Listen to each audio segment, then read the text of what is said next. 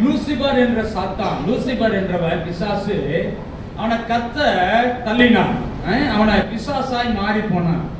ஏன் மாறி போனா ஒரு காரியத்தை சொன்னான், நான் வானத்துக்கு ஏறுவேன். ஆமென். மனுஷன் என்ன சொல்றான், வானத்தளவான ஒரு கோபுரத்தை பாருங்க, நான் வானத்துக்கு ஏறுவேன். இதெல்லாம் சொல்லிட்டு நான் உன்னதமானவருக்கு ஒப்பாக. அவன் வாயில வார்த்தை வந்த உடனே அவன் சத்துருவாய் மாறி போனேன்.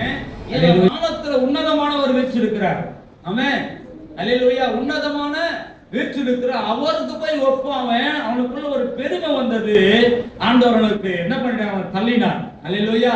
இங்க பாருங்க, எங்க மனுஷனுக்கும் அதே பெருமையை சாத்தான் கொடுக்குறான். இப்ப என்ன சொல்ல தெரியுமா, நான் வானத்துக்கு அளவான ஒரு கோபுரத்தை கட்டுவோம்னா அவன் அர்த்தம் எங்கதான் இருப்பான்னு அர்த்தம். அல்லேலூயா.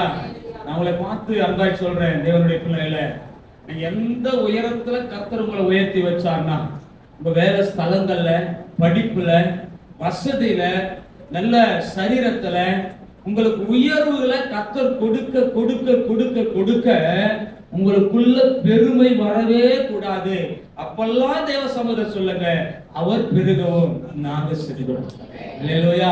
தேவசனம் சொல்றாரு பாருங்க, நான் குனிந்து அவருடைய பாதரட்சை அவிப்பதற்கும் பாத்திரவான் அல்ல, அவர் பெருகவும் நான் சிறுகிறோம்.